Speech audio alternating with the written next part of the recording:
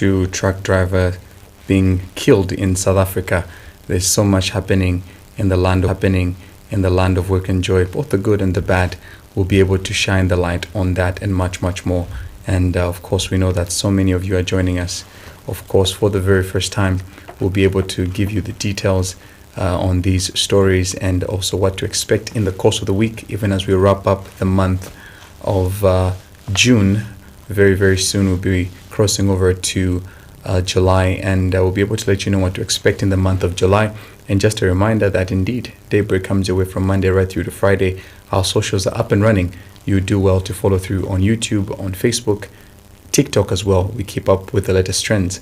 We also acknowledge our listeners via Lukulu Radio. We have got a vast audience, and we are glad that the Lukulu Radio management do tap into the Daybreak feed so that the people of Lukulu are kept up to speed and abreast with current affairs. Some of them, even as they trek from one point to the other, they call us through and let us know that they are following. We'll be able to get into various discussions and also acknowledging those of you joining us as well beyond the borders. We know our audience is indeed very vast, and we want to acknowledge each and every one of you and welcome you to the first edition of Daybreak. Good morning and welcome. My name is John Mark Lukonde. On set with me, Naomi Msoya. Good morning, Naomi. Good morning to you, Joma. Good morning to the dear viewer listener from wherever in the world you could be joining us today. Monday, brand new week full of possibilities. A new start for you to start over. If there are things that didn't work for you last week, well, here's another opportunity for you to be able to try again. So what a beautiful day.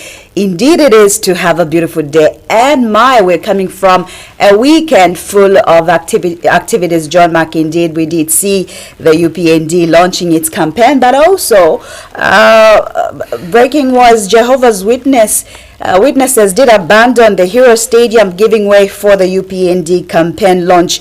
Of course, the Jehovah's Witness convention did take place from Friday, and it was meant to conclude on Sunday, and it appeared that the church had actually written to the UPND campaign requesting that the event be moved to a different location. However, it appeared that there was resistance, thereby forcing the JW to ask members to attend the conclusion of the convention virtually and in the comforts of their home. And of course, we did even hear from different stakeholders. One governance expert, Isaac Mwanza, who did say that the ruling UPND should have considered relocating its planned campaign rally from Hero Stadium, citing a scheduling conflict with a 3-day convention being held by the Jehovah's Witnesses the same day. The governance activist actually spoke into how the interest of respecting the constitutional rights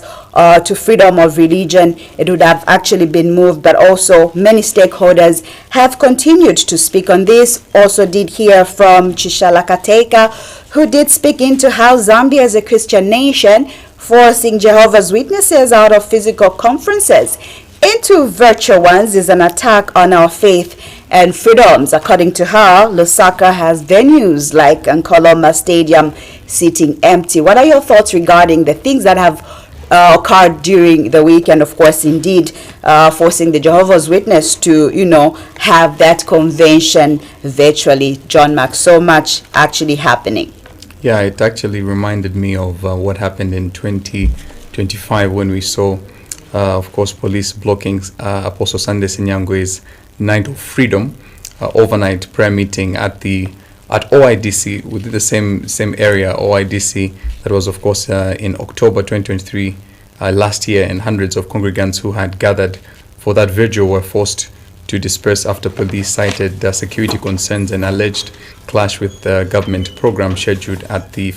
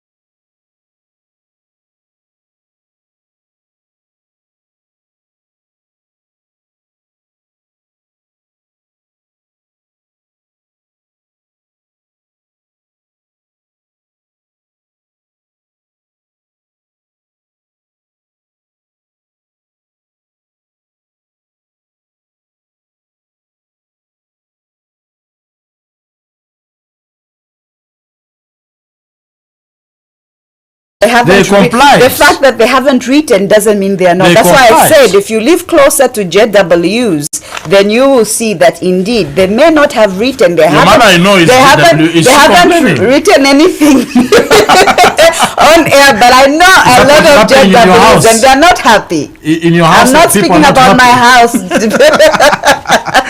But we are abiding citizens. It's early. Yeah, really. For me, I feel that yes, even the JWs had to reach a compromise, and I think we must commend them. They did. Because if it was like a Pentecostal, I know that you're trying to give an example of Sunday Sinyangwe, really it's not related anyway, because the president was not having any event, Cameron was not having any event at that place, so circumstances were not very clear why that was, stopped, but compromise is a very important piece that we must embed in our lifestyles as a people. If it was a Pentecostal organization, this till date it could have been a hot topic. But look, very peaceful people, very quiet people. Not that quietness is not weakness; it's strength. It's strength. That is what people sometimes don't realize. That actually quietness, is strength under control. There are people who tell you, I speak my mind. That is not strength, that is weakness. Even the Bible said, a fool speaks all that is in his mind. So, anyone that speaks all that is in his mind, the Bible calls them a fool. So, you have a lot of things to say. But you don't say. You don't say. Not that you are not aware or you are not happy or no.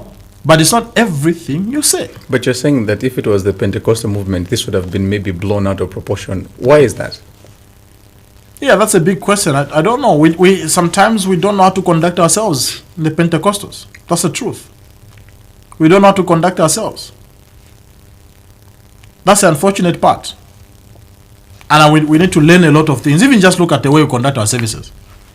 How does a service start at 8 hours and end at 14 hours? One service. 14? For some places, it's the whole day. John Macau. Go to the Catholic Church. Scheduled. You can plan your life. You can even knock after Mass at 9:20. I have an appointment at 10 hours. You can plan your life orderly. Pentecostals, as the Spirit leads. First, they will begin with prayer sessions before the pastor comes. Prayer. We are not coordinated. After that, there was some praise and worship. Service. When the pastor comes, that's now service. Now pastor has a grand entry.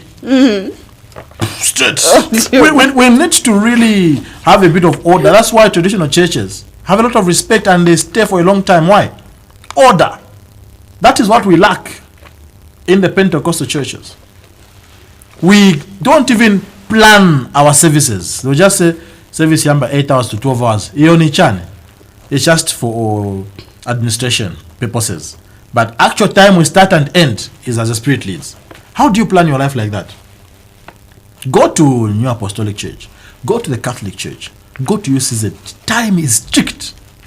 Very strict. Come to my church. Strict.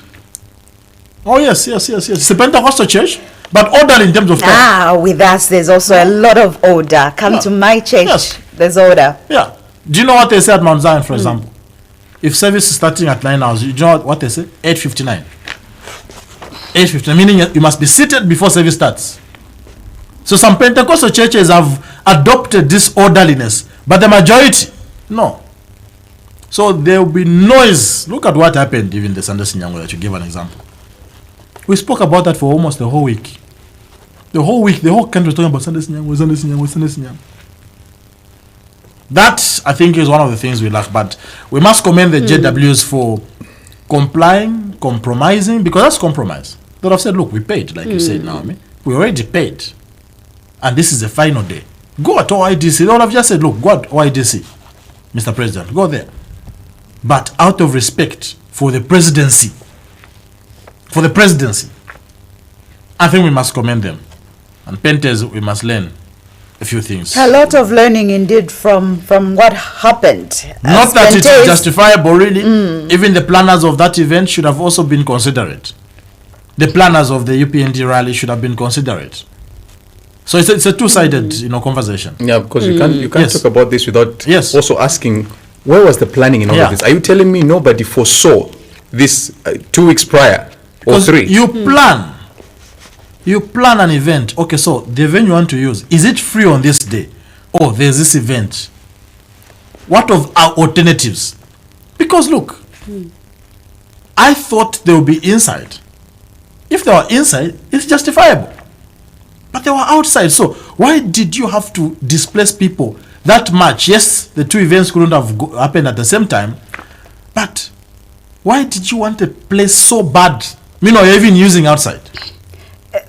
Is that place better than other places? Is Goodland is it Stadium, for huge? example, I know it's called what? Raise Arena Raise now. Raise Arena now. That was going to be a better place. OIDC. For the crowds that we saw, it wasn't that The much. showgrounds would have been small. Even the Also, showgrounds. the No, because showgrounds. look, the space, that car park, that's the car park they used. That space that they used is not that big. Honestly, it's not that big. That can take even 20,000 people. It can't.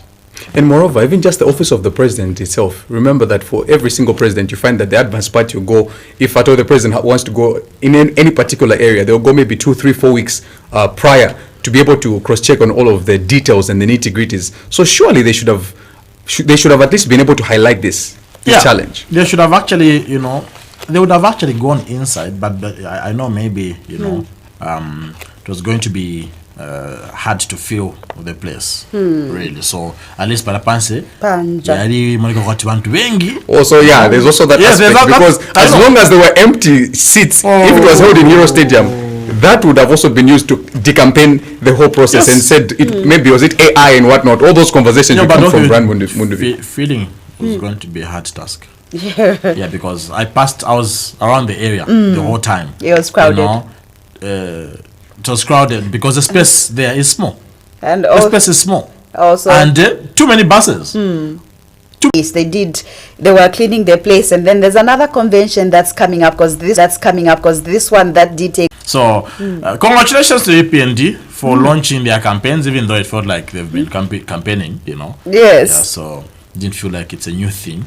I think the president has been campaigning quite much the whole 5 years, if I'm going to be very honest. But yesterday was like the mega one. Yeah.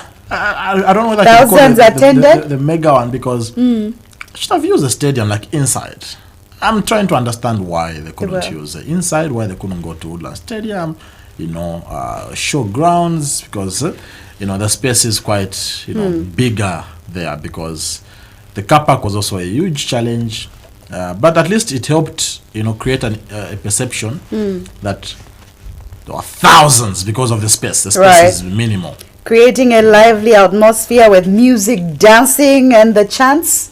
Yeah. You did see the dance, the president? Yes. We did see the president twerking. When I I was trying to avoid that word. when I got home, Right. my 6-year-old boy saying President Chilema. He calls him President Chilema. He doesn't know how to pronounce the full name. President Chilema was doing like this and started showing me. I said, where? He said, see on your phone. He was doing So the president gave us some dance moves, yesterday. But also, quite a number of artists, participated in that. And you see, we must also be able to speak into the role of artists, especially in politics, and how endorsements play a huge role when socialites, when social media influencers endorse you. It also speaks volumes. We saw it with Donald Trump. A number of celebrities, social media influencers endorsed, including the clergy. They endorsed Donald Trump. The Kenneth Copelands of this world, endorsed Donald Trump. So endorsements play a huge role in politics. Huge role. Others have argued, why should an artist endorse? And others have also argued, speaking into how politics should never become a popularity contest. They are speaking into how there's nothing wrong with musicians, celebrities, or influencers supporting political parties. They have the right to do so, but they're speaking into how also According to them, when a political party begins relying on famous faces to sell its message instead of letting the record and policies speak for themselves, citizens should be able to pay attention. That's what others are saying. Yes. Citizens should actually pay attention, but also, you see, politics is a science, like that they say. No wonder there's a study of it, But also, politics, relies so much on perception more than anything. On perception. So when you see a lot of people endorsing one person, the perception changes in the minds of people. Now there must be something right about this individual. Why is my favorite artist supporting this one? I'm sure he's also seen something. Remember that leadership is influence. So when you see the people that have influence going ahead to endorse a politician, those that follow that particular politician are indirectly guided. That's why you don't play with endorsement. Are indirectly.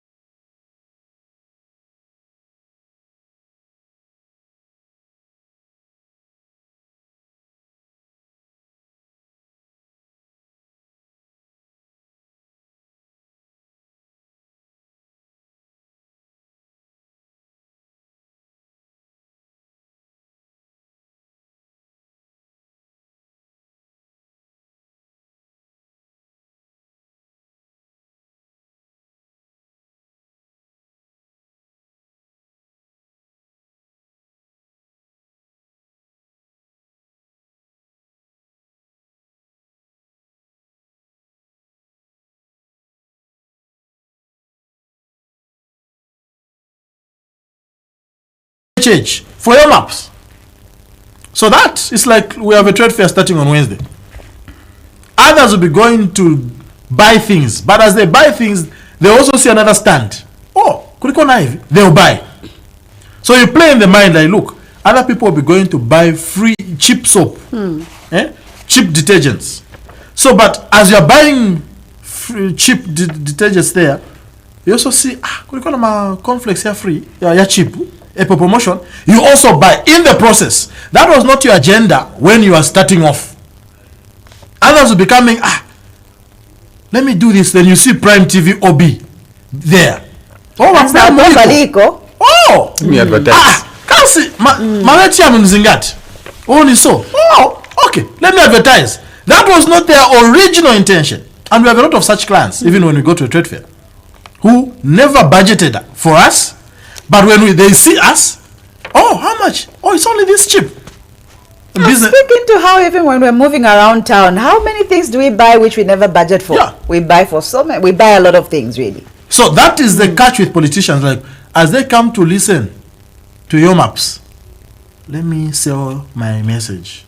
Perhaps they buy my message. And that is a good strategy. I know others have condemned the UPND, it's a music concert. Right, we're seeing that a lot. Look, condemn them all you want. It's a good strategy.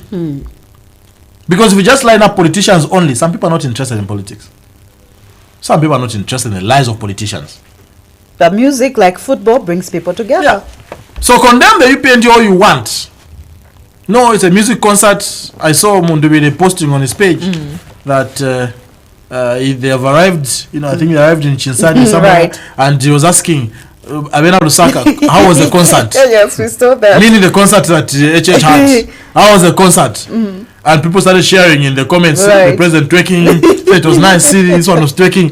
But see, condemn him all you want, vilify him all you want. There are people yesterday that got hooked by the message of the president. And we have to speak about that particular percentage of the citizenry who don't really care about politics. Some of them, we get to meet them, they'll tell you that, for me, I don't really follow politics. I don't even follow news. But at the end of the day, there's something that they follow that you can use to lure them into the political arena. Exactly. And music, Bwana, other people love Malembe. You can't, there are people today, I'm one of them that love Malembe's music. Regardless of his political stories. I love Malembe's music. I think he's one of the most gifted musicians we have in this country. When he's singing, even when he visits churches. Concert, so to say, which has also gone viral, so to say. Look, play your cards. All of them are talking about each other. The president spent some time talking about the two boys. That those two boys, one was minister in Eastern Province, the other one was Northern Province minister. They want to come in and eat our reserves. So you can see that the message of Mundubile has hit into the very center of the UPND strategy team. That they have to respond, including the president, had to speak on it yesterday. That is to tell you that there's something right you're doing. Because if you're not doing anything right, no one will pay attention to you. For someone, look, I was watching, the press conference that the UPND Alliance presidents had on Friday. My heart was bleeding for one simple reason. Why is that? Whole party presidents, Felix Mtati, Charles Melopi, Nevas Mumba, Mao Sampa, Ivy Amududu, name them, held a press briefing to speak to Mundubile. Really. What was the agenda of the press briefing again? I listened to every speaker. 85% of what they spoke about was responding to Brian Mundubile, in my view. You don't need to give him that attention if he's not a threat. A whole council of presidents, you start off from your homes to come and speak about one individual. John Mark, one individual. You start off from your homes, party presidents,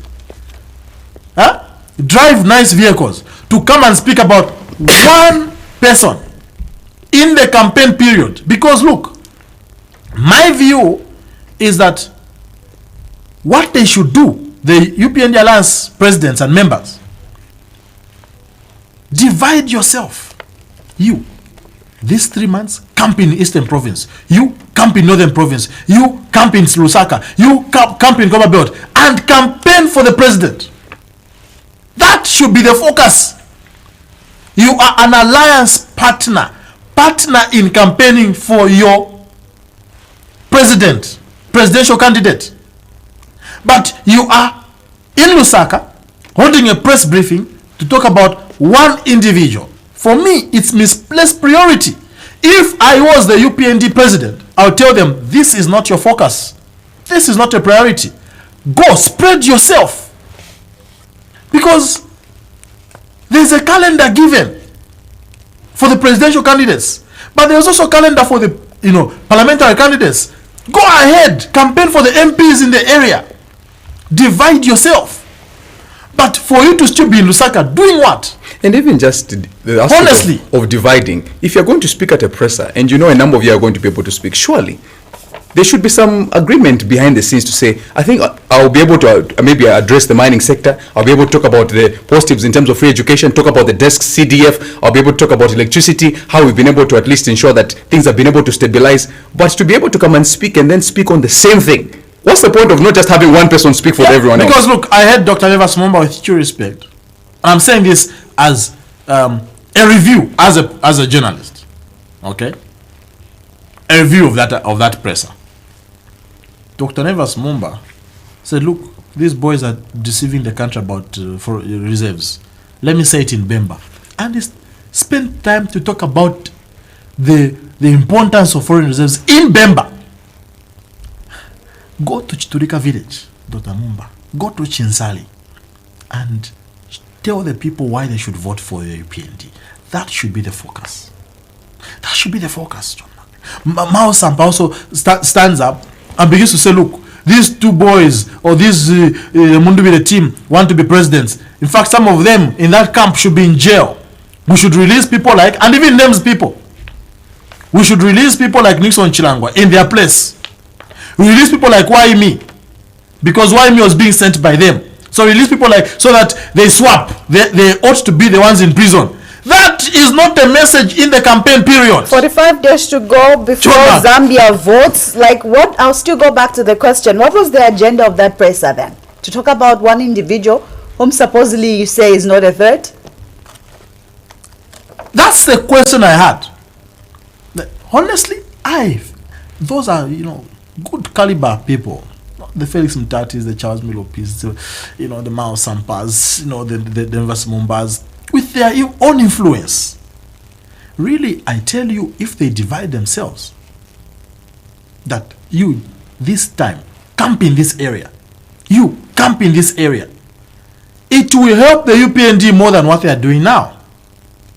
It will help the UPND more than what they are doing now to responding to a person they regard as a non-factor. And yet you hold a press conference to respond to a non-factor. Does it make sense? He's a non-factor, but you are holding a press briefing to speak to one individual. I was trying to imagine, I don't know, maybe I overrate some people more than they should be overrated. I was trying to imagine Winter in that meeting. I don't think he would sit there. I don't think, if Winter Kabemba was an alliance member, I don't think he'll sit there to start talking about an individual. I don't think so. Because there are better issues to address. Better issues to address. And that's why maybe Winter said, look, the media team has failed for the ruling UPND. The president is the only one talking. The only one talking. It is less than 50 days to the poll day. 45. 45 now. You know what your focus should be. Honestly. You know what your focus should be. Sell the message. At that point, like you stated, John Mark, it would have actually helped the country, or helped the UPND, let me put it that way, helped the UPND more if they said, look, in this press conference, let's unpack the manifesto. You, based on your expertise, Hamdudu, you're an economist, speak into the economy component. Charles Milupi, speak into this component. Unpack, summarize. Felix Mtati, speak into this component. Let's unpack the manifesto. That could have helped the UPND alliance more than what they focused on. That's my view. In that regard, they missed an opportunity. There was so much to actually even be able to tackle. The president, even just like yesterday, his deliberate speaks into how, after they introduced the free education policy, they actually realized that the children cannot actually learn on an empty stomach. What did they go do? That is why they also introduced the school feeding program. None of the alliance members could be able to speak into some of the policies of the UPND. That should have been the focus. And you see, like Winter said, there's a good story to be told about the UPND. I think we all know this as Zambians, that the UPND has done some good that is not being publicized. And there are some sectors where it's even difficult for the opposition to actually criticize them, literally. Honestly speaking, on Saturday, I hosted Dr. Fred Membe on matters arising. He launched his manifesto last week. And I posed the question, are you going to continue with free education? He says yes. You know what it means? It's a good thing. But he says we are going to make it better. Actually, and politicians have actually said they'll continue with free education. That should tell you that that is a good thing. The fact that they're admitting that they'll continue, because you can't continue something that is 40. And even, for example, even like the meal allowances. Have you heard anyone condemn the UPND on the meal allowances? That's where they should be able to rest their message. There is a good story to speak about the UPND.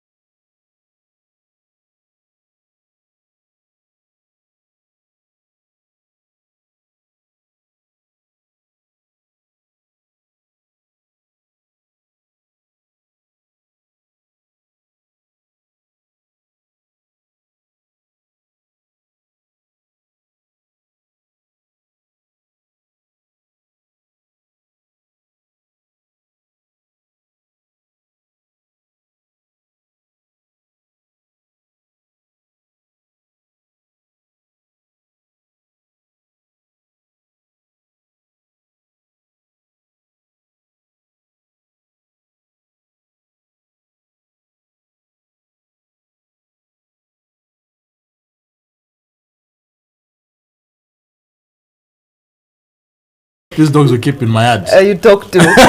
Stand. Stop doing that. Yeah? If a dog is chasing you, just stop. It's a bully. But if you keep on also, choke away. Scoop. Does that apply in the political arena? Because in the political arena, it seems when you don't respond, it's a sign of weakness. No, but also, look, you need to know politics. That's why it's a science. It's about perception.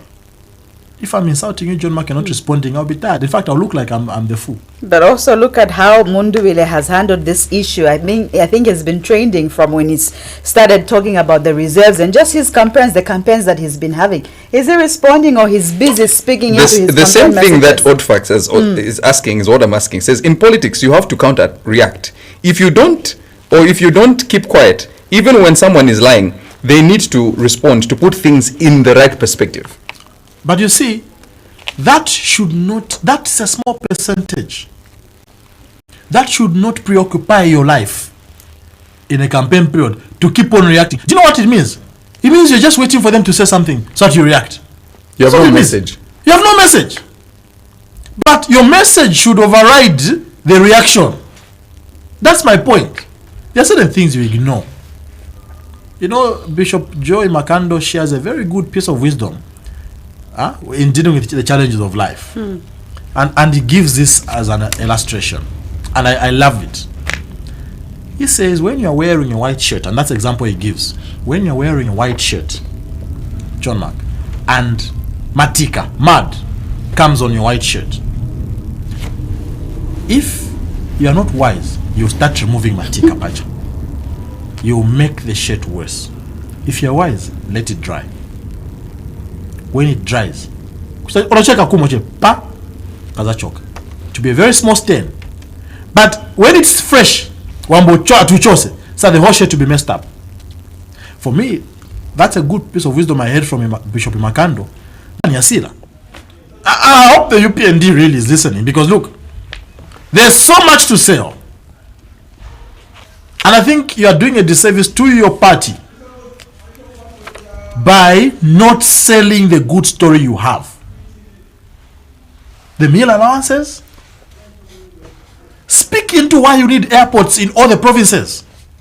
Speak into that. Defend it. Others are saying that there's some provinces that don't even need airports. Yeah, look at what Mtotakafu is saying, for example, that look, you don't need airports in Western Province. Speak into, justify why we need airports in this era, Bwana. We should be futuristic in planning, in thinking.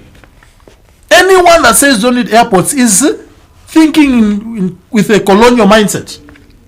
We need airports everywhere, including Western Province. And that's a promise the president has made. But look, he makes it and the UPND is quiet. That's the point now. Amplify it. Why do we need airports everywhere? Why? Why do we need universities in every province? Speak into that. Education is the best equalizer, Nelson Mandela says. Best. Speak into that. There's so much to say. To date, 45 days to the election, they are still yet to unpack their manifesto. Is that right? They are still yet to unpack their manifesto. That should be the focus, Bwana. UPND, that should be the focus. There's so much to sell. CDF has been a game changer. Whether people admit it or not, it has been a game changer. Explain, show how life was when CDF was 1.6 to now 40 million. Show the difference. Paint a picture. Show how constituencies were before, when CDF was 1.6 and now that is 40 million. Show the difference, you know, the before and after. When you see a picture of Naomi before and you know, when they said, I wish I met you earlier. Are you sure? Because this was earlier. Are you sure you want to see the way it was earlier? I don't think so. Boom, Achan, and the debt is gone. I've been able to see Naomi for some time. Yeah, there's not much difference now. Has there been? We've always been back in like 2010, this. John Mark 2011. Really. Be careful what you say. And you know, you're right on, for example, CDF. Yeah. Just yesterday I was seeing a story that government has handed over 4 road projects in Kabwata constituency constructed under Constituency Development Fund. Just in Kabwata, 4. Just yesterday. So there's so much to talk about, so much to even highlight, if be it pictures, be it PowerPoint. You could be able to come up with something tangible for the public to see. But there's a preoccupation. It seems there's an obsession with the former ruling party and even their members as well. And do you think that might end up consuming their time? And for how long can they go diverting from what they should be able to talk about? 5 years, you know, is a long time to still be talking about. But look, that can still work to your advantage. You know, if, for example, the Zambia is one of the things that traumatized about John Mark is load shedding. We still have trust issues. That's why we still question. Because we were traumatized. Even us as men, we started moving with chargers. Because we're not we're plugging. Actually, some shops would even tell you to say, we are selling products, but we are also charging. Yes. Yes. And you see, how have we managed to move from that crisis to where we are today? That is a story to tell. It speaks about proper management, proper leadership. What has happened? Show the nation that you are in safe hands with us as the UPND. Look at the crisis we had, but look at where we are today. That's a good story, John Mark, to tell. It's like you telling Prudence, you know. Look, nezo kudia chiwaya, usiku, pogona. Neze ben jan, but manje ona. Ni frying every day. T-bone, turkey. Can I fail to take care of you? Me? 3 years ago I was suffering, but look at me now. Yeah? Look at the money I have. Prudence who have confidence in you. There's no Prudence, I'm giving an example. Prudence because she will know that this man knows how to escape challenges. Net metering, where you are able to produce electricity to a certain point where you can channel it to the national grid, and you'll be able to make some money just for have been in our fridges. Yeah. And truly, that was not an exaggeration. That was not an exaggeration. But where there's no clarity, confusion will be there.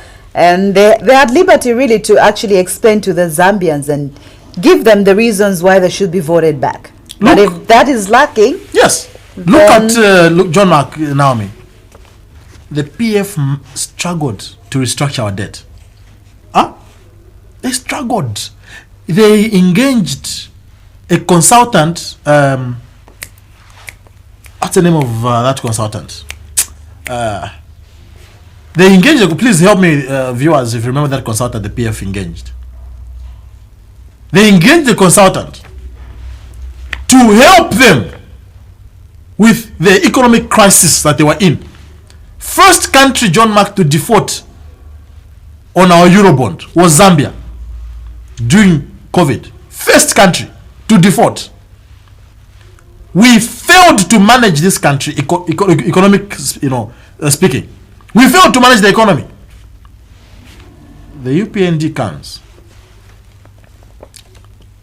and is it Lagarde or something? Lazard. This same Lazard, and you see the difference between leadership. Huh? When the UPND came into power, they did not terminate Lazard.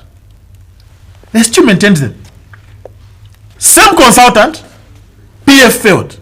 Same consultant, UPND managed. Same consultant, debt restructured. So it was not about the consultant, it was about the leadership. Even with Vedanta, it was the same. Yes. The crisis in the mining sector. There's a lot. If you just go sector by, and that's what I expected the Council of Presidents, the UPND alliance, to be doing. Sector by sector. Go in the mining sector. The mining sector had collapsed. These are facts. These are facts, John Mark. But are they selling the story? They're focusing on Mundubile. Honestly. How then can the UPND's communication team become better and, move away from the ICU they're in? I don't know. Because we've been speaking, sharing how they need to revamp their communication team. But unfortunately, they're not doing. Would that be able to cost them? It can, because look, people vote based on the information on their fingertips. So if they don't have this realization that actually this leadership has done so much good work, they'll believe the stories of the Mundubiles, the Harry Calabas, the members. They'll believe. Meanwhile, in the many sectors,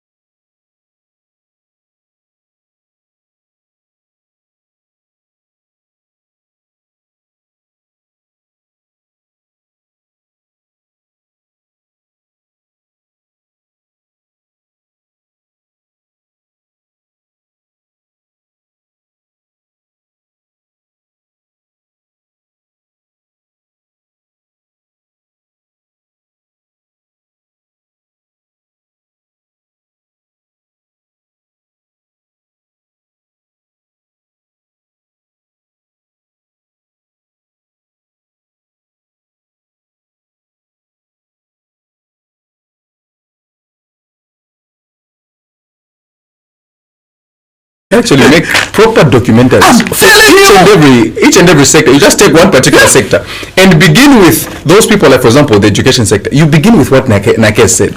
You begin to show the videos. Oh, the stakeholder said it couldn't be done. And I know that Jito is really good with those things, but he can't be the only one doing them. No, can he? No, can't be the only one. There is so much. If the UPND hired Daybreak for the next 2 months. I said, Daybreak, sell our story. I think we can do a very good job. I think so. Please package in documentaries. Mr. President, we are available. At a fee, of course. At a fee.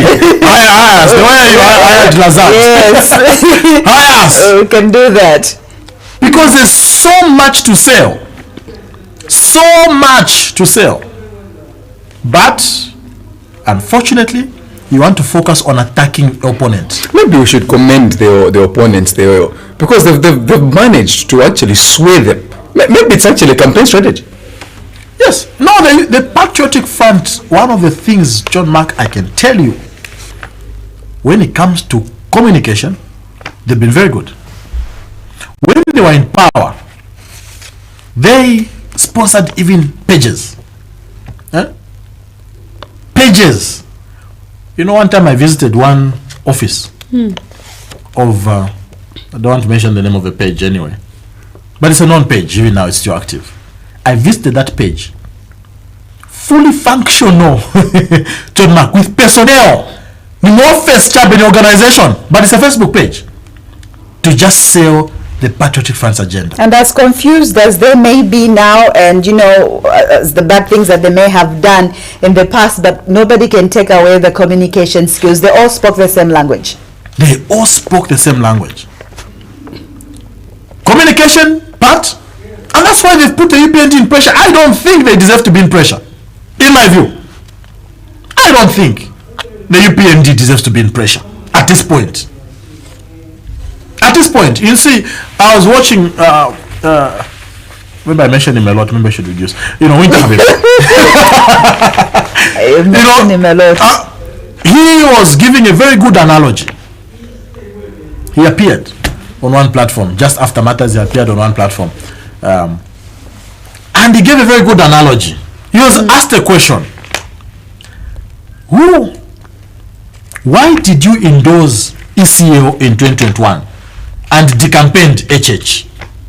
Why? Because now you speak against ECO and the PF.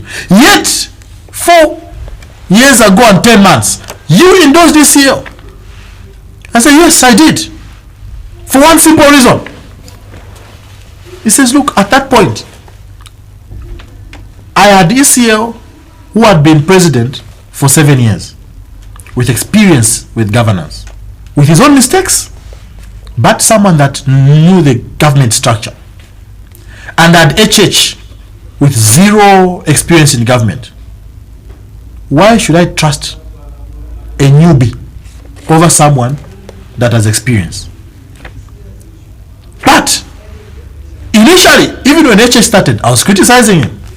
But he has demonstrated it that he actually was a better choice. Then a question was posed to Winter. This year, why are you voting for HH?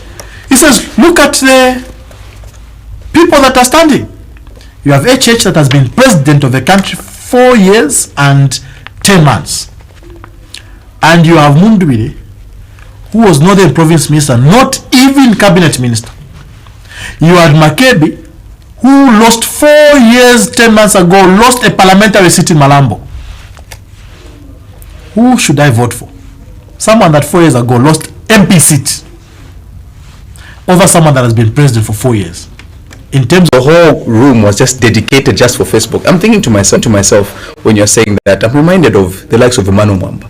Look at the fact that his podcast. How many UPND members have got a podcast as vibrant as Emmanuel Mwamba? Look at JJ Banda. Yeah. How many UPND members go live like he does? Yes. But you wonder to say, in our day and age, when they know that social media has got so much influence, why not use these platforms? And in as much as you will be able to criticize the likes of Emmanuel Mwamba, like you have mentioned, John Mark, if you go live on those pages, the people who will be watching, the phone calls that will actually even come in on that platform. Verify Emmanuel Mwamba all you want.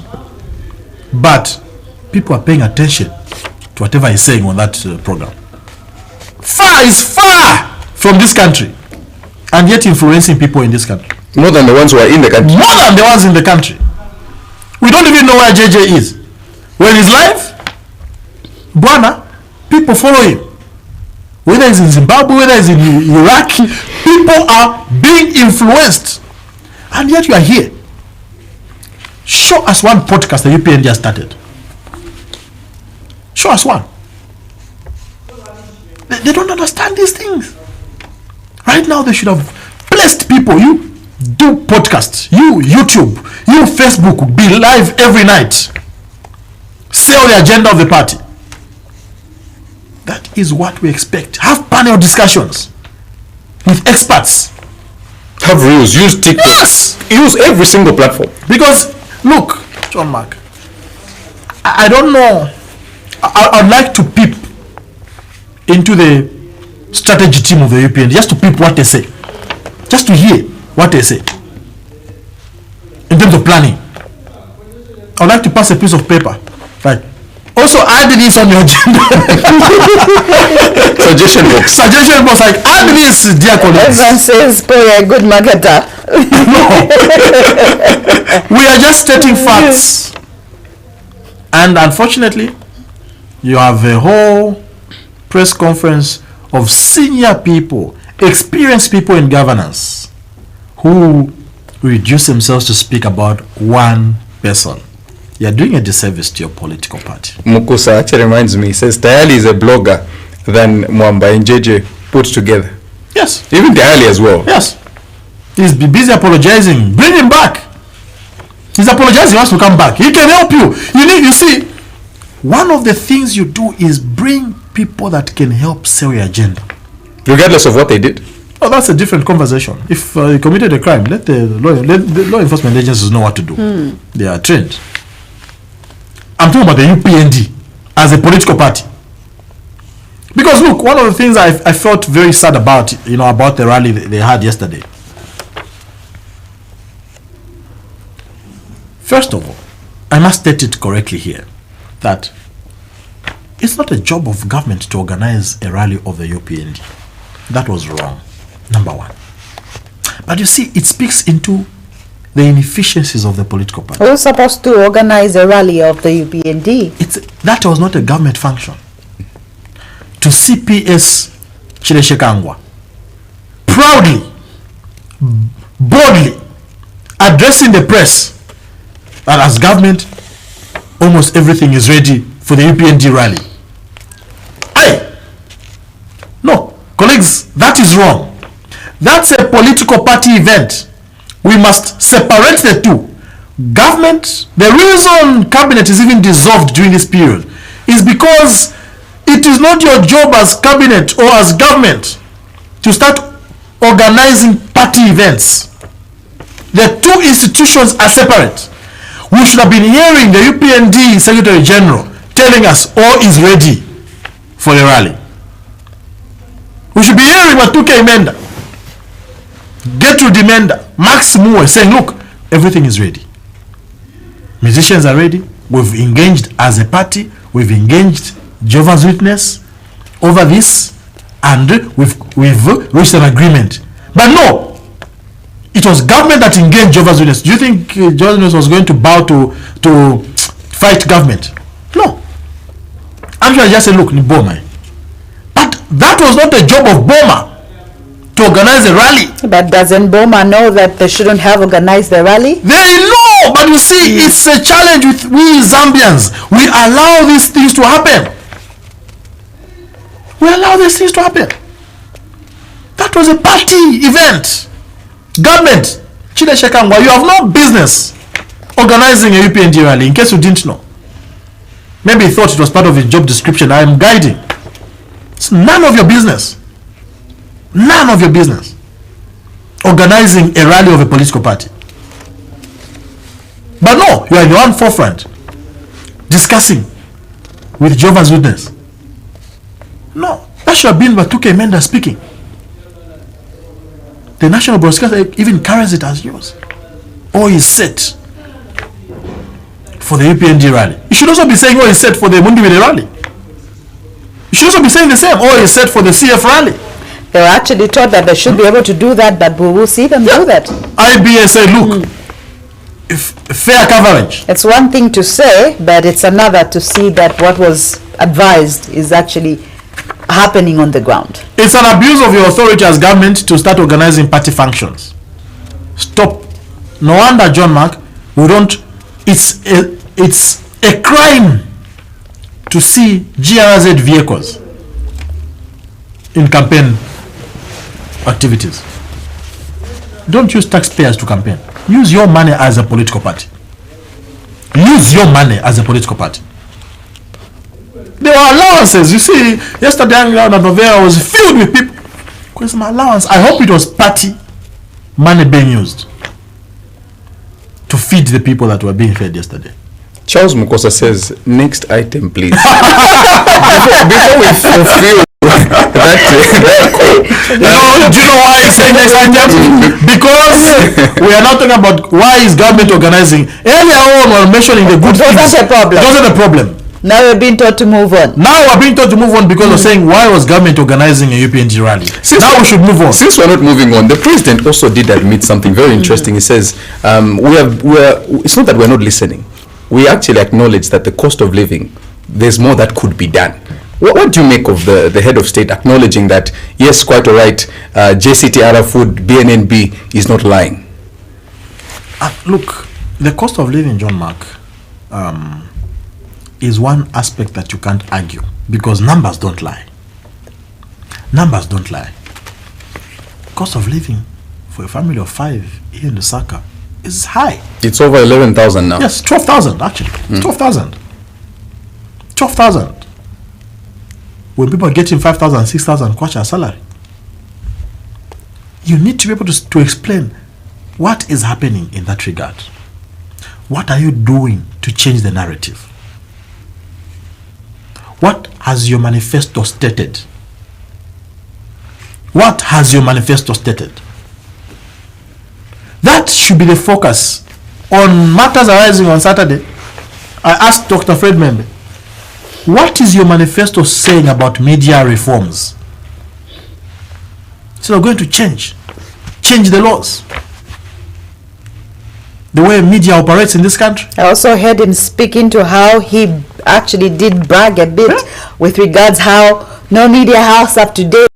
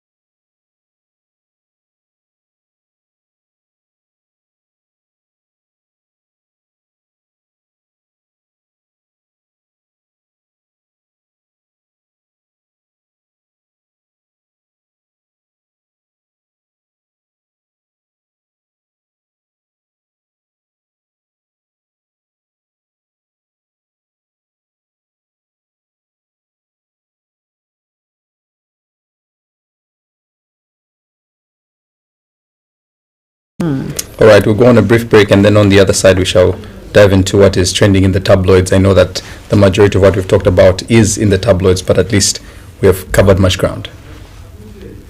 Voting is one of the few moments where we all have a voice. One person, one vote. No titles, no status. Just a choice. It's not about doing nothing. It's about showing up. Because your vote matters. It's easy. It's important. It's ours. Count me in. Count me in. Count me in. Count me in. Count me in. Count me in.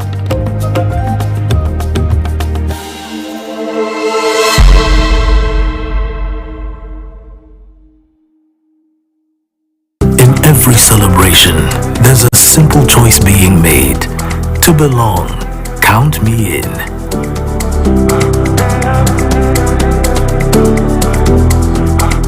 In moments of love and promises for tomorrow, count me in.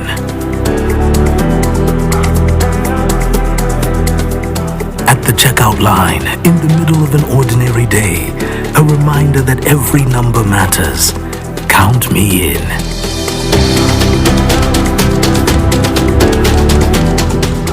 Across our communities, our streets, the same message finds us. Count me in.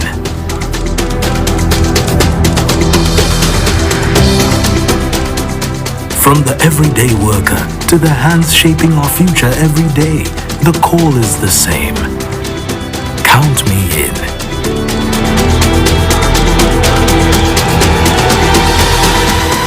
And around the traditions that bring us together, the message becomes impossible to ignore.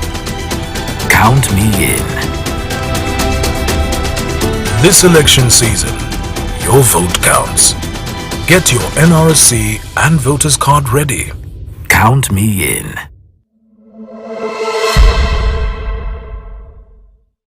Welcome to New World of Entertainment in Zambia. Cartoons, music, news, movies, drama, series, documentaries, food, travel, the best from Hollywood and Bollywood, international football, CAF competitions, La Liga, Serie A, German Bundesliga, Saudi League, Carabao Cup, Asian Championship, Barclays Women's League, local leagues, and much more. Grab your Azam TV decoder at 300.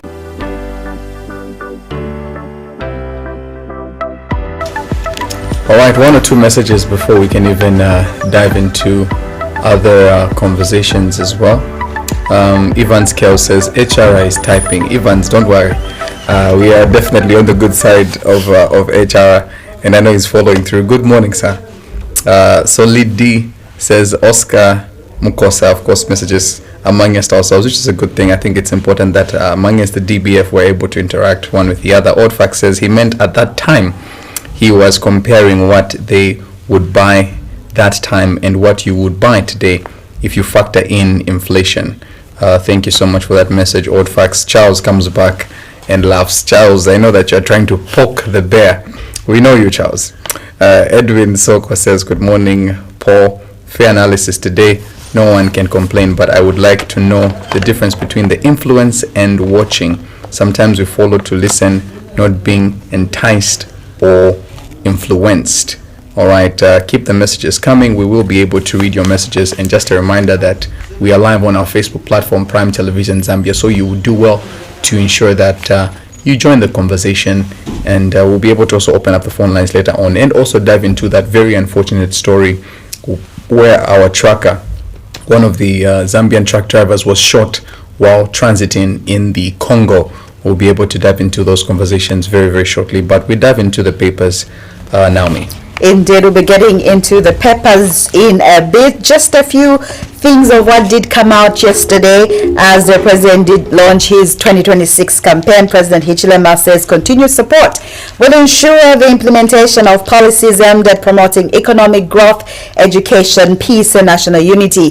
The president has thanked Zambians for the trust they placed in his administration in 2021 and acknowledged that many citizens continue to face economic challenges, which government is working to address. He says government remains responsive to the needs of the people and is implementing measures to improve livelihoods and also reduce the cost of living. He cited the introduction of free education policy as one of his administration's key achievements, saying the policy has enabled more than 2.5 million children to return to school. He also pointed to the expansion of the school feeding program and the recruitment of more than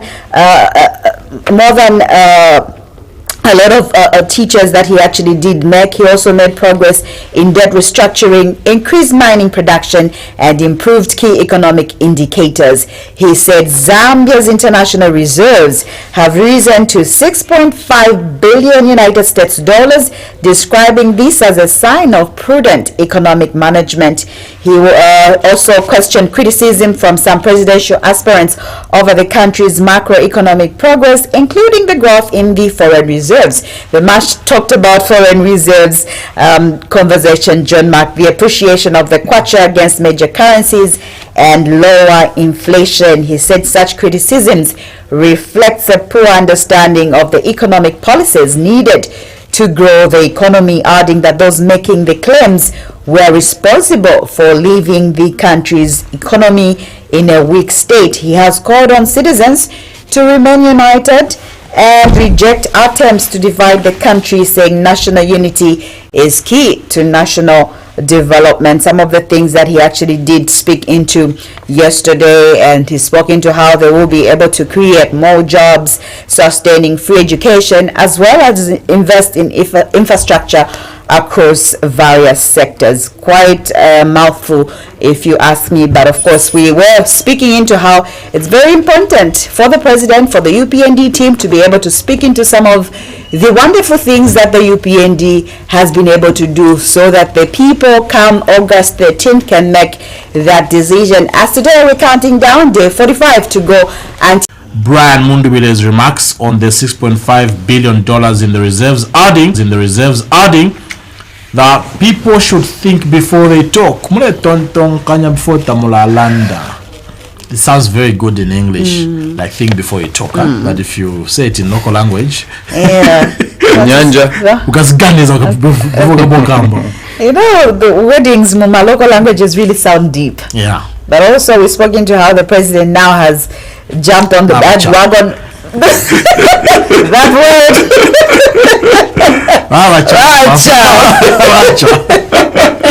This my terms now. We are hearing even in trekking. UPND enticing our candidates to withdraw, claims Tonse. This is also a claim that has been made by the Socialist Party. According to them, the UPND is offering their candidates 350,000 kwacha to withdraw. We also saw some people withdrawing. We don't know why, from Harry Calabar Citizens First. A huge blow, by the way, because Max Wachungu, who was a national youth chairperson, withdrew his candidature from Inkafiwe as aspiring MP and also resigned. Something really is happening in Harry Calabar's party. The people leaving him are quite too much, and that should concern him. When people are leaving you in an election year, it's not a joking matter. People should be joining you in an election year, not leaving you. In an election period, when people are leaving you, remember what I said earlier, perception. People will think, what is wrong there? Why was Wamsia? Why was Wamsia? So that story I shared in the Bible about the woman that had 7 husbands, and all of them had died. And you're thinking, you're the Messiah. Then the 8th one went there, and people advised him. All the husbands she's been married to have died. No, maybe maybe because of Chitika. He went there. Your guess is as good as mine. He also died. It's important to check. Such mafunsa. How many people have you been with? You see this man, he's left 5 other women. You were like, no, I'm pretty. He can't leave me. Bwana, impose weddings. John Mark, mukamufunza prudence, lero mfunza prudence. How many men have you been with? How many relationships have you been in? And ask what happened to Uja, what happened to John, or no, what happened to Peter? Because it's John. Yes, because we say John, not even John Mark. So maybe John. What happened to John? What happened to Peter? What happened to Paul? What happened to Shan? Once in a while, ask yourself, what difference will I bring? So if people are living in Harry Calabar, people should be concerned, especially loyal people like Maxwell. Also, it's about the caliber of people living in. It's like the face of Citizens First, if we're going to be very honest. Commanding the youth in Citizens First, and decides to live in this period. He even said it in that presser that I'm leaving. Very sad. His right eye was even swollen. Can clearly tell how emotional it was. He says, I'm leaving.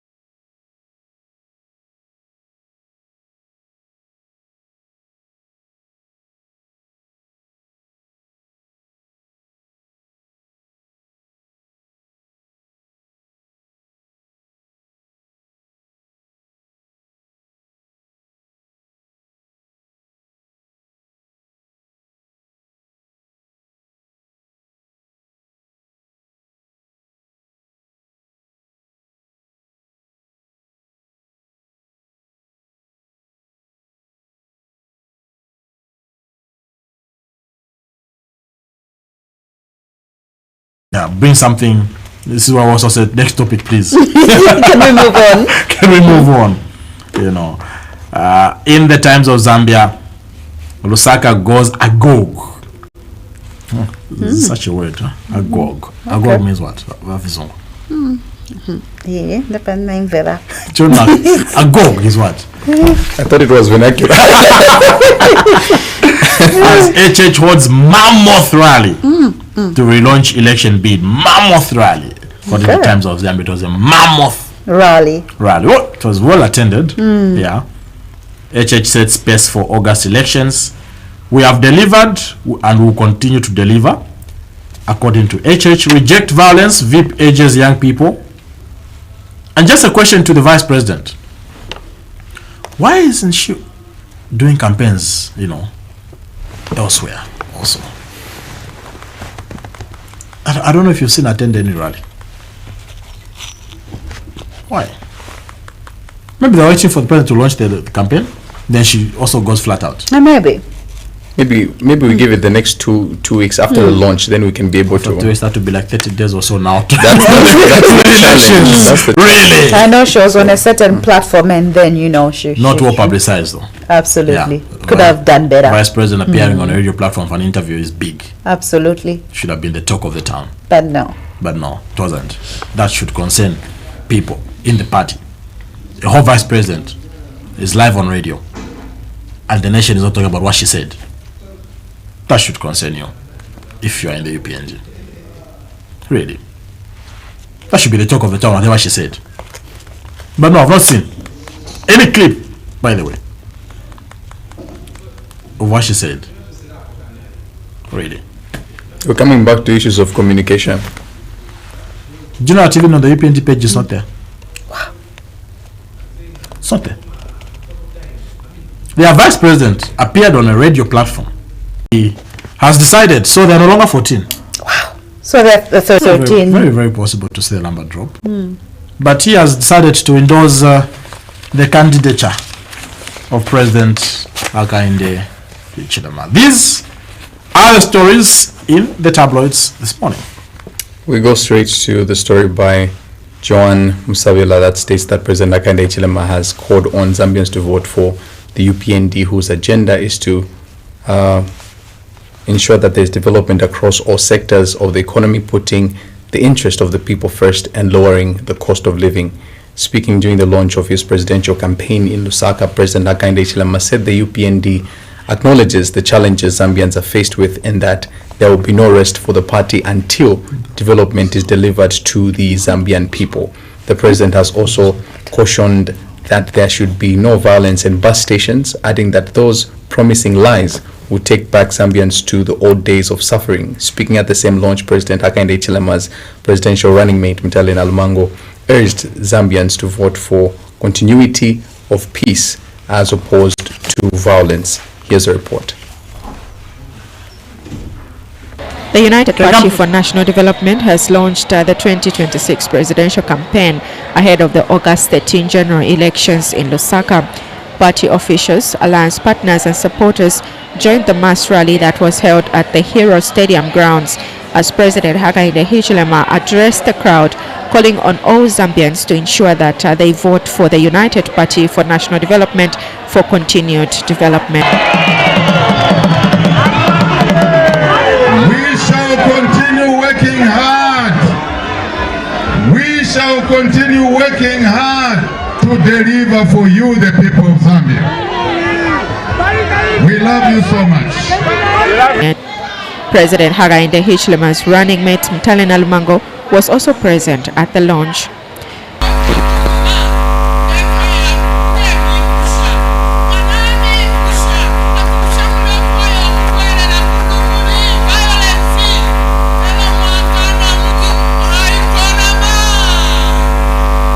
In an interesting turn of events, however, National Democratic Union Party President Ake Mudlovu endorsed President Hakainde Hichilema in the forthcoming general elections.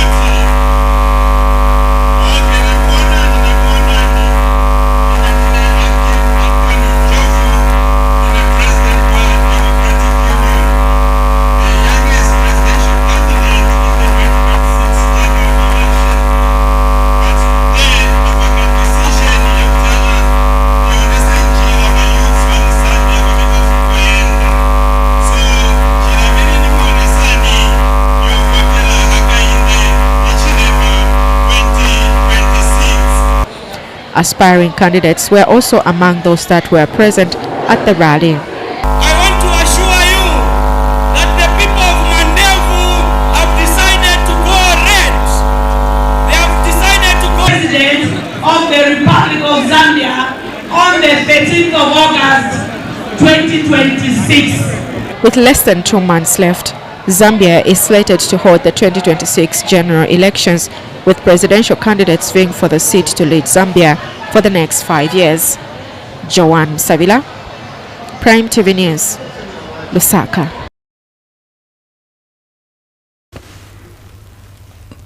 We shall get to open up the phone lines very shortly and also read more of your messages, so keep them coming on our Facebook platform, Prime Television Zambia. Drop a comment, greet the Daybreak family as well, and get into the conversation. We want to just also touch something that is also of great importance, something that we've been talking about over the years, even as Daybreak, issues of the safety of our truck drivers. We call them the drivers of the economy, and yet their plights remain unanswered.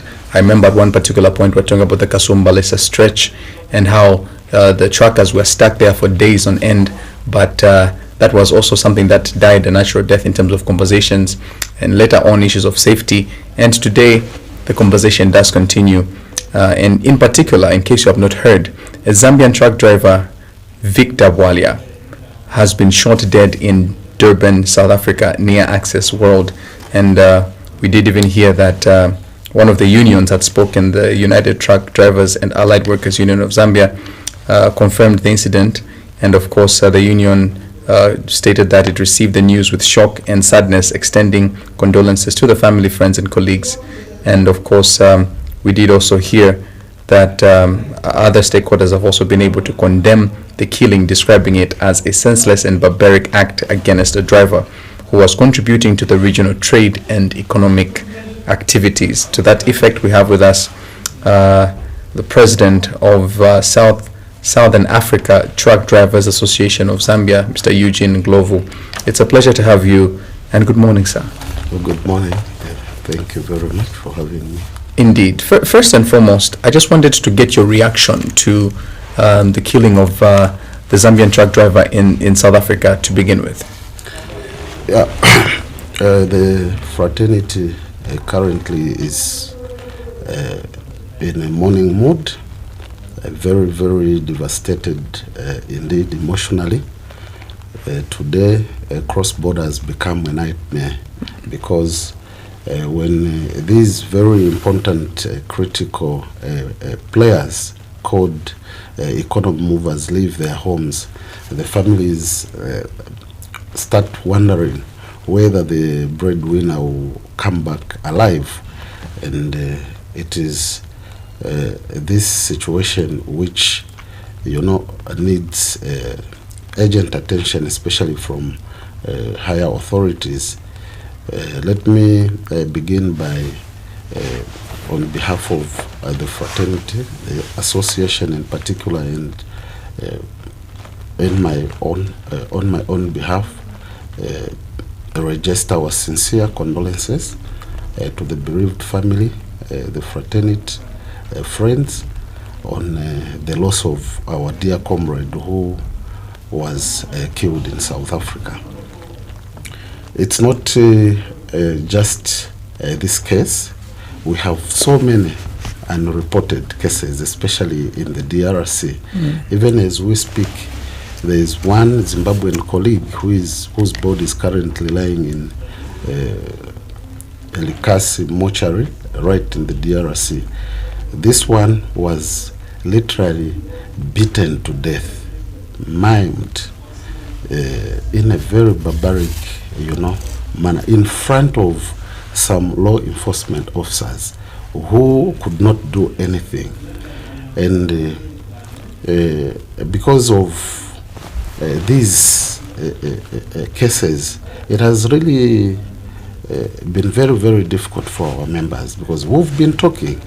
I'm here talking about the same issue of safety, but it's very, very unfortunate that the powers that be seem not to just care. But when you say you've been talking, have you just been talking on social media platforms or the media like what you're doing right now, or perhaps you've been able to engage the relevant authorities as a union? We've actually held physical meetings, interactions with line ministries, regional bodies such as the SADC Secretariat, the East African Community, corridor groups, and even at some point with the head of state himself, His Excellency the President, Mr. Hakainde Hichilema. So these are well-known issues, but what baffles all of us is the implementation part of it. When it comes to our colleagues, the politicians, you see how much protection they are given. Even just moving from one point to the other, there will be sirens all over.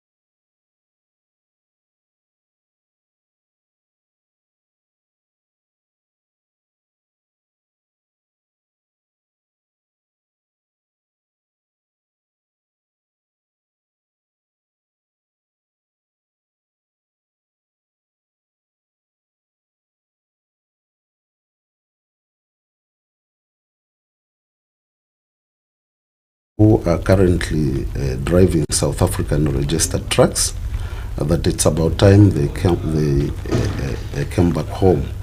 The situation is very volatile. It's not conducive for them to continue, forcing themselves in the name of greener pasture.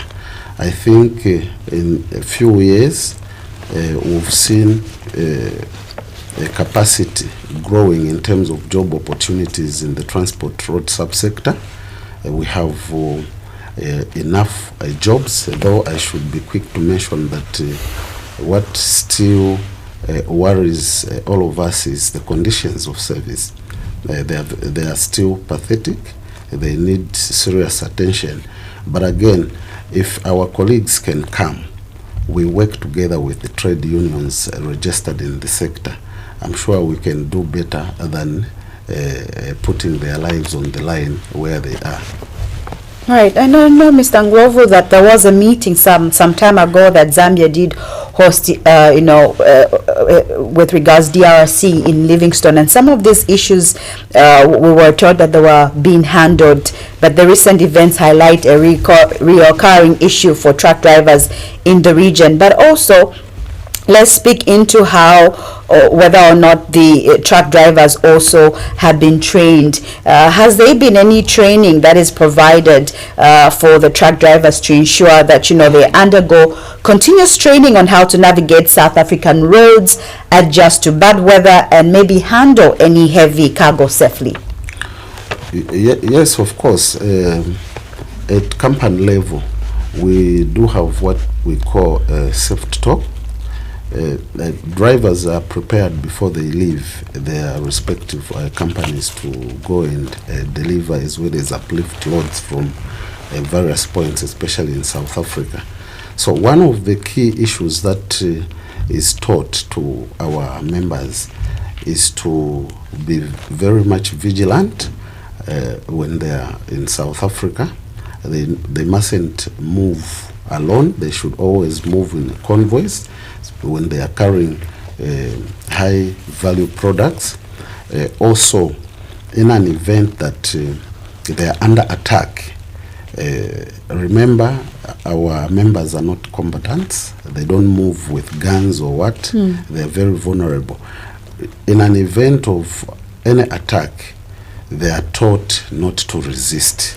They should comply so that the criminal gets whatever he wants, he leaves them alive. So those are some of the issues that usually are taught to our members as they embark on these very important journeys. Right. Are those also in line with maybe just having realistic scheduling hours while companies are supposed to balance client delivery demands with legal driving hours? I know that the driving hours also maybe should not be more than 90 hours per week. True. The element of fatigue management is very important. Professional drivers know how many hours they should drive, and then take breaks in between to make sure that they remain in a sound manner, not to cause accidents on our roads. Right, and I know also this world is moving fast-paced. Do we also have pre-planned routes using up-to-date GPS tools to avoid high crime zones and maybe travel during daylight hours when possible? Yes. Today's technology has made work very easy. Most of our trucks are on satellite. There are gadgets that are installed on them for easy monitoring of how the trip is unfolding. So really, companies have invested in that technology to make sure that whenever there is any problem, it's quick to respond and address the situation. Right. Is that also in line with preventative inspections, like routinely checkups, like those critical components, you having to check your brakes, your tires, your wheel bearings, and load securing before and during the trip? Yes, very much true. These gadgets, they do help drivers to be in full control, understanding exactly what is happening around the truck. Like I said, today's technology has really made it very, very easy. Though we cannot say it's 100%, safe for the driver because of the same technology to be out there without being under attack.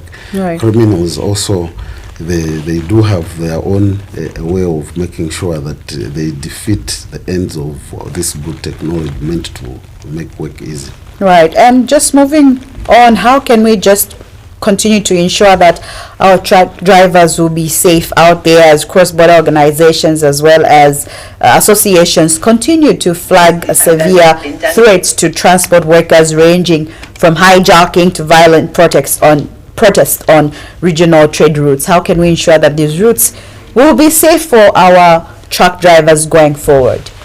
I think the mandate lies with our authorities. What I've learned and seen over the past years that I've been a truck driver myself, actively doing cross-border, as well as within my term as a leader, is that we lack serious political will to deal with the safety of our members. We do have enough institutions that are mandated to provide security and safety to our people, but the implementation part of it is what has always been a challenge. Enforcement is a very, very big challenge. It's in this vein that as an association we want through this platform to appeal to these governments across, particularly our own government. Before I even appeal to other governments, our own government, I think the president of this country is on record saying that he's a friend to these truck drivers. Even while in opposition, he did touch on so many sensitive issues that, you know, speak to safety, healthy, insurance, and all those for the truck drivers. But we've seen very little coming to fruition to make sure that these truckers are given the comfort they deserve. So once the political goodwill is there and the institutions that are mandated to do their job accordingly, I think we'll be talking a different story altogether. These issues of meeting after meeting, press statements and what, you know, they've just been reduced to talk shows, but now we want reality to be done on the ground. All right, John. Thank you so much for even just shedding more light on that. And indeed, we need your concluding remarks. Thank you very much. I think my appeal goes straight to the president, being the man in charge. I know that cabinet was dissolved, parliament was dissolved, but we can always take advantage of low-hanging fruits. There are certain things that do not even need cabinet or parliament approval for them to be effected. The issue of conditions of service. We are battling currently with the high levels of anti-unionism in the sector, and we need the intervention of government to make sure that our employers begin to respect the rights of workers to join unions of their choice, so that these unions can then begin to bargain for better conditions. The other issue is the issue of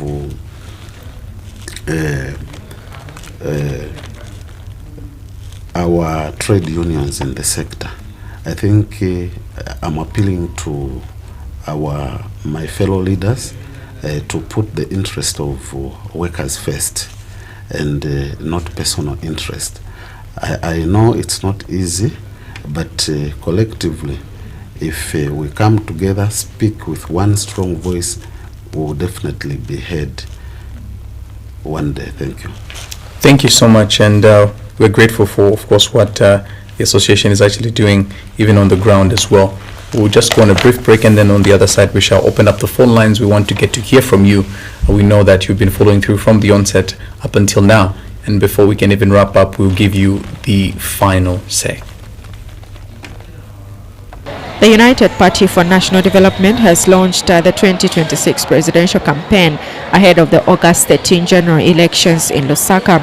Party officials, alliance partners and supporters joined the mass rally that was held at the Hero Stadium grounds as President Hakainde Hichilema addressed the crowd, calling on all Zambians to ensure that they vote for the United Party for National Development for continued development. We shall continue working hard. We shall continue working hard to deliver for you, the people of Zambia. We love you so much. President Hakainde Hichilema's running mate Mtalena Lumango was also present at the launch.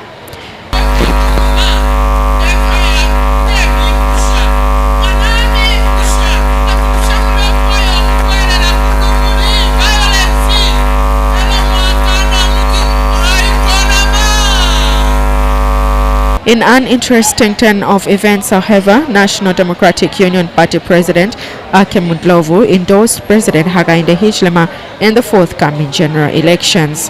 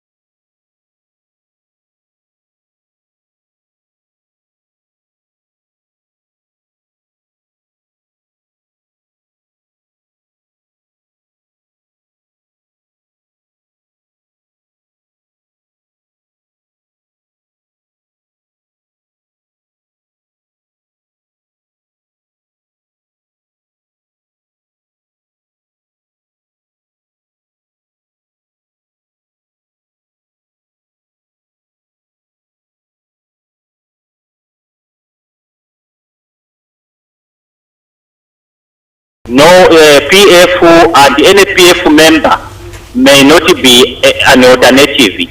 So every well-meaning Zambian citizen in Zambia should go for Hakainde Hichilema. This is Malimbu Mulako. I'm a teacher at Mulongo here in Ukulu. I'm stating the truth. Thank you.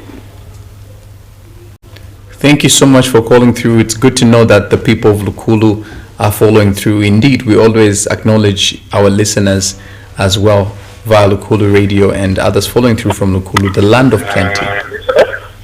Our second caller, good morning. Hello. Hello, good morning. Good morning. This is Liswaniso Mulaya calling from Kazungula. Go ahead, Mr. Liswaniso. Liswaniso Mulaya calling from Kazungula. Go ahead, sir.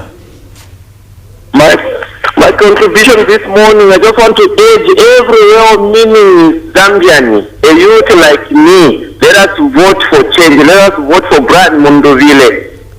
We want a government which cares for everyone. Let me get an example of what happened here, the recent recruitment of police officers. How does the government recruit people from the so-called database? We have applied for over 5-7 times, meaning our names were supposed to be in the database, but someone who just completed school last year, he finds himself, when did he find himself in the database? So just like Munduvile is promising to care for every Zambian, let us also vote for him. Thank you. We are hoping that even as you call in, you also address the issues that are on the table, the issues that we've been able to talk about. Even as you call in, 077-6409-840 is the number to call. Please go ahead with your contribution. Our third. Thank you so much for your update that you are giving us every day. This is Mr. Mwanga, sir. Hello? Go ahead, sir. Hello, are you listening to me? Loud and clear, please go ahead. Hello? You can go ahead with your contribution, sir. Yes, I want to say something. To be honest to you, if well-meaning Zambians, me and Mr. Mwanza sir, I'm calling just to say the truth. Mwanza Cyrus, there is no need to remove this government of UPND. There is no need. Everybody in Zambia who loves Zambia, let's vote for UPND and Hakainde Hichilema. Maybe on the MPs, maybe people will change. But on the president, if we dare to make mistake, we are going to regret them ever before. They don't have any manifesto for Zambia. Look at how many children have gone back to school. Look at the peace that we have. Look at the peace that we have in these stations. Honestly speaking, what type of person do you want? We don't want to regret. Thank you so much. This is Professor Cyrus Mwanza. Thank you so much. Directors, let's hold the phone lines on that particular note. And that's why I enjoy Daybreak, because the previous caller was saying let's vote for Munduvile, and then the other caller says let's vote for the current. We have got divergent views and we accommodate divergent views. That's what Daybreak is all about. We hold the phone lines. Thank you so much for calling through. In case you want to reach out, you can still do so on our Facebook platform, Prime Television Zambia. Tomorrow we will open up the phone lines much earlier because of the nature of the show that we had today. We had to go down that particular route, but nonetheless, we appreciate each and every one of you as we conclude now. Indeed. That is the beauty of democracy. I mean, one person is for somebody else and the next is for someone else as well. So you have liberty to actually choose who you want. And today, marking day 45, I hope you're ready and geared as we, you and I, John Mark and everybody, every rightful citizen of this country is headed to the polls. It is your mandate, it is your right as a Zambian citizen to go and vote. But also we are counting down to the trade fair, and boy, what an exciting time to be alive. If you have any small business, a business whatsoever, now would be a good time for you to be able to reach out to our marketing department, marketing team, to be able to, showcase your business. What is a business without visibility? Now is a good time to be able to actually get that, as the trade fair is beginning on the 1st of June all the way up until the 7th. So we definitely have fantastic offers. All you have to do is definitely get in touch with our marketing team. But in the weddings of our president, I know yesterday he said so many things, John Mark. One of the things that he also did say was, I wish you could open my heart and see how much I love you, Zambia. That is the president. But yes, wish you could actually also open our hearts right here on the show and see how much we love you. So we'll speak to you tomorrow, same time, same place. Keep the conversations going on a different social platform. We may say our goodbyes here, but that platform does not switch off. John Mack. And up next, let's just end with this particular picture on the screen. I know that you're referring to the president opening up his heart so that we can see how much you're loved. I wonder if we can open up the hearts of all the African countries to see just how much they love South Africa right now. But for those who are following the World Cup, I just wanted to end on this particular note. I know some of you would be very sad. It would be very, very bad and devastating news to hear that South Africa were booted out of the World Cup. They were eliminated. Directors, let's just have that picture on the screen. I know that after the issues of xenophobic behavior, one can argue a number of people have not taken South Africa as their favorite cup of tea. Just yesterday, was it this morning, we heard that South Africa was eliminated by Canada. I know that a number of people were supporting Mexico at one particular point against South Africa. But I know some of you might have not followed through. Maybe you were thinking about sleeping early. But South Africa were removed from the World Cup and the elimination process has actually begun. Let's see if the likes of Portugal will be able to perform. They are on the difficult side as compared to Argentina. But for the sports fans, this is something that is very, very interesting. Directors, I must be South African. That's why he's not posting that on the screen. But nonetheless, we end on that particular note. Thank you so much for joining us. This has been the first edition of